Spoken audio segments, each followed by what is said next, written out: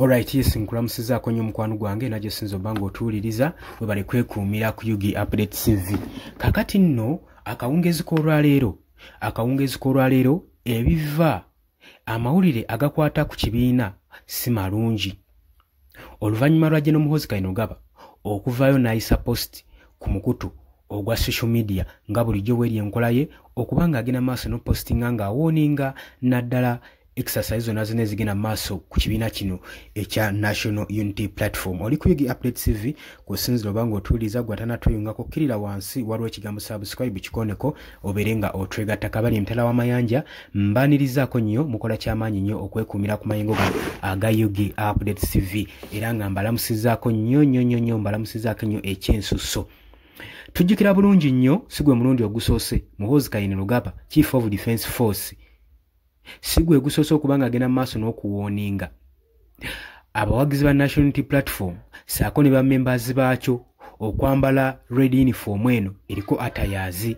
Kakati nga weeri enkola ye yogenda maaso n'okuba nga awooninga ng'ayagala buli kimu abeere nga yakitwala era nga yakifuga.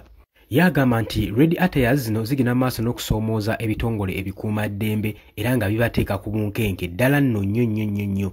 Wabula tujjukira bulungi nnyo ensonga zino yavaayo ozaasanguza ng'agenze maaso n'okuteekako pressure y'amaanyi. Tujjukira bulungi yavaayo n'agamba buli kiisi yenna alina owa police oba police officer anaakwatibwa nga takutte wa National Unity Platform yenna anaasangibwa kuba ng'ayambadde ekyambalo ekyo naye kaakumujjuutuka byonna zaabiyisa. Tujjukira bulungi nnyo teyakoma okwo n'agenda mu maaso n'agamba nti nno omuntu wanaasangibwa ng'ayambadde ekya National Resistance Movement ekya NRM oba omuntu yenna ng'akinywa NRM ekyo kiryokke naye anaasangibwa yenna ng'ataddeko ekyambalo kya National Unity Platform kajja mujjuutuka.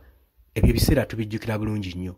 Wabula era tekimulobedde olwaleero komawo n'agenda maaso ng'awooninga newankubadde abawagizi bo bagamba nti kale ne ya red eripresentinga oba kabonero akalipresentinga ekibiina kyabwe era ne atayazi zino tezineezikwataganira ku z'amagye.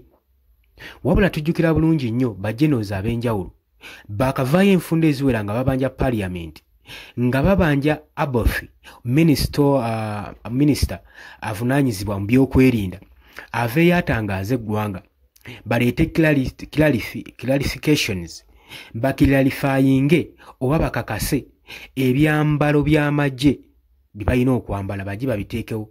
Baagala okulaba nga n'ekyambalo kino ekya nuupu mwekiri.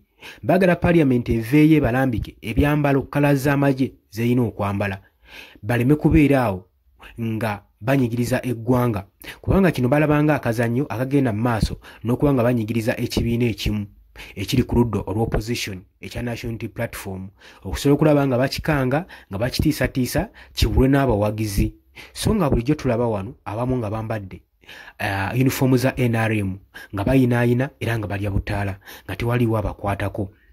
Kakati ebivudde mu batuuze okusinziira ku comments ezizo oluvannyuma lwa General Muhoozi Kainerugaba oteekayo posts abasinga bagenze mu maaso n'okumunenya nga bagamba nti nno banange mutegere bulungi red tekitegeezangako nti omuntu ayambala red aba alangiridde olutalo ndikitegeeza tuli mu lutalo. Nedda kali kabonero akalambika ekibiina kyabwe era nga baagala General Muhoozi Kainerugaba aveeyo alambike uniform z'amagye zibalina okwambala. Ekibiina kya National Unity Platform ne uniform yakyo singa enaalabikibwamu mu ezo uniform UPDF zegenda maaso n'okukozesa kitegeeza ki? Kitegeeza nti nno gujja kuba gubasinze. Naye bukyangene ensonga etwalibwa mu parliament evangayo ku addressinga ggwanga na ku approvinga nti uniform eno eya National Unity Platform ddala kyambalo ky'amagye era kigenda mu maaso n'okuintimidatinga security y'eggwanga oba tebannaba kubaayo nga bavaayo nga baklarifyinga.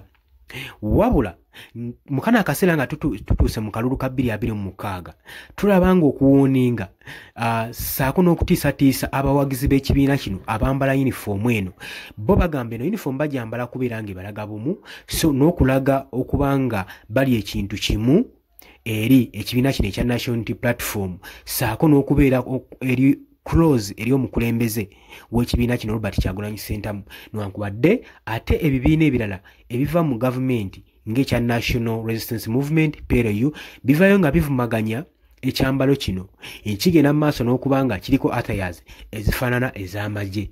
Era avuddeyo ku mukutu ogwa social media n'agamba nti that nonsense must stop. Bagenda kubanga bakomekkereza kino kitegeeza nti nno buli muwagizi yenna agenda okusangibwa nga ayambadde ekyambalo kino tegeeza agenda kubanga akolwako effujjo nga bwe baagala. Oli ku Yugi Update TV ko sinziro bango otuuliza gwe mukwano gwange ali yampuliza nagambye gwatanatwegatako kirira wansi waliwo ekigambo subscribe kikooneko ojja kubanga osobola bulungi nnyo otweyungako.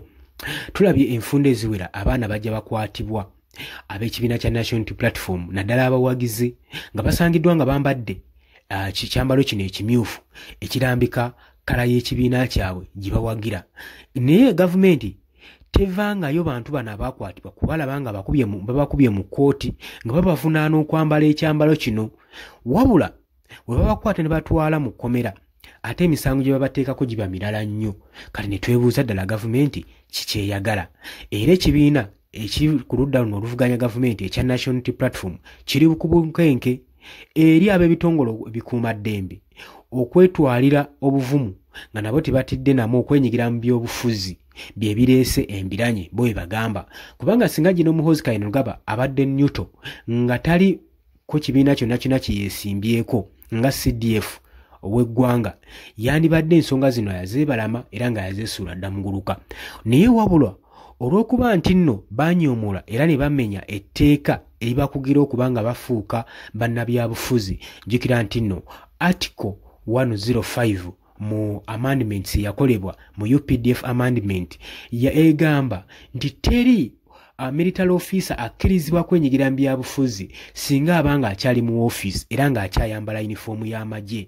Etteeka lino oba articles zino zamendingibwa okupreventinga ebikolwa nga bino nti amagye gasigale, amagye g'ekkula ag'eggwanga lino erya UPDF lisigale nga liri Newto nga lisaavinga parties zonna nga ddyo lisaavinga ggwanga wabula nga tebeesuddeeko sayidi emu nga bwe tukiraba kijja kati. Kati olw'okuba nti etteeka eryo lyakwatibwamu era lyakyoboolebwa, Ssemateeka yakyoboolebwa dda, y'ensonga lwaki olaba ng'ekibiina kya National Unity Platform kirumbibwa ku lw'ebyambalo bye bakola ate nga tulaba CDF mulamba ya kirumba ate etteeka gwe likugira obulungi obuteenyigira mu byabufuzi.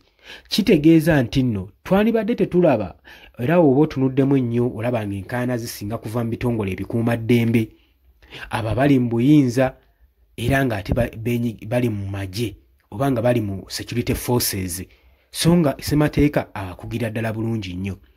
Oli ku Yugi Update TV kubadde osinze obbanga otuuliza gwe mukwano gwange, olowooza otya ku nsonga eno?